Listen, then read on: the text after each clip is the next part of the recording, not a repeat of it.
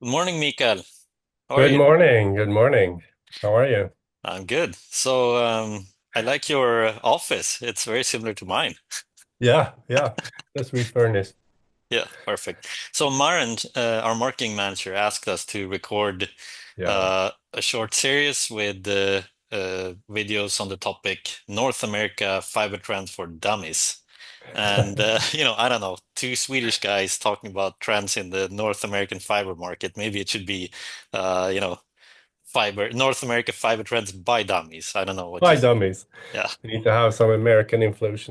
yeah. So So I I got, think you already have the American flag on your hat. So yeah. I have American hat. Okay, let's do it a shot. I don't have that much time, but let's make it a couple of minutes. Okay. So the What do we first, have? what do we have? So the first trend that I think is very strong, and we've seen this happening with announcement by AT&T, for example, is that we see these big ISPs. They're going on open access networks. Some of them actually building open access networks, and these open access networks they're on, they seem to be owned by large infrastructure investors, private investment going into these open access networks. But my Yeah. question is, Mikael, it seems like there's one ISP, and is that really open access? Yeah, that's a good question. And I think there's a big debate on that as well. But well, no, it's not a true open access, what we mean with a true open access, but at least not from the start. But it is possibility that it could turn into that over time. And I mean, all carriers around the world that have big infrastructure are doing wholesale. And of course, one of the challenges is to get revenues on that. But I think in over time it might be, but at least not from the beginning. Okay, cool. So then the next question I would ask is why are these ISPs, who at least I feel they've been sort of opposed this business model a bit in the past, and they've been wanting to own the Yeah. infrastructure themselves and so on. But why is this trend coming? Why is this happening, do you think? I mean, it's pretty logic, and I understand the reason behind because some of the infrastructure investors in Europe, especially, made some bad investments, and that goes with both for like single ISP networks or open access networks, but they didn't get the take rates, and it's pretty big investment. And if you don't have any assurance that you will get the revenues, you might not want to do the investment. So I mean, that is the logic behind that. This is a revenue guarantee, and they also take the cost for customer acquisition, which is a big investment as well. So that's the logic behind, which is very understandable. Okay. And what do you like? What do you think? What's going to happen if we look ahead 5 years from now?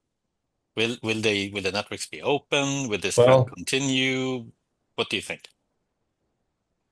yeah, I think they will be open, maybe not fully open, but for sure used for several service providers and for more services. I mean, that is a trend that you cannot stop, really. If you have an infrastructure in an area, every owner of that infrastructure want to monetize it as much as possible. And I think another important thing is to have the capability of doing that in an automated way, because it's going to be a lot of different services. And over the next 15 to 30 years, you have to have an ability to monetize this asset. So I think that is what's going to be the next step. And especially, I mean, overbuilding cable is okay. Overbuilding fiber you won't do. But if you have these kind of revenues as a base, you can overbuild cables, and then over time, probably those cables will be migrated into the fiber as well, or at least the revenues and the customers.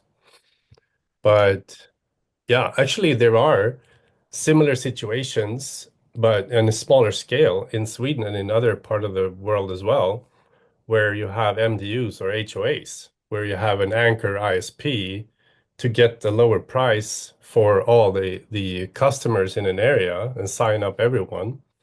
So that is a kind of same situation, but even if it's an open access infrastructure in the bottom, after 3 years, that contract is renewed, it's another ISP coming in.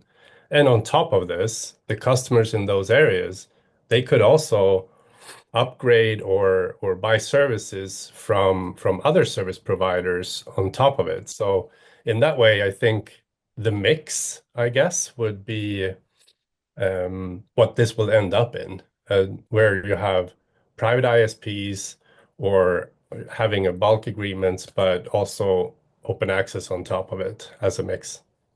Okay. So I don't know if that's the way it's going to happen, but I guess the mix is the shit. Yeah. Well, um, it sounds good though.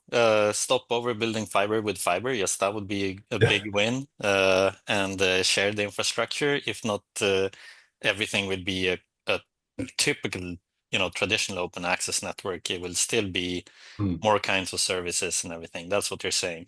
Yeah, So and I that's think it's interesting. it's I mean, we can, different ways of getting there. yeah. And I mean, for us, it's just we meet up here again in our similar offices in 15, 30 years and see if you Yeah, were right. yeah, and we know a good software that can solve these problems as well, right? Yeah, you can tell me about it later. Yeah. Okay. Okay. See you later, Mikael.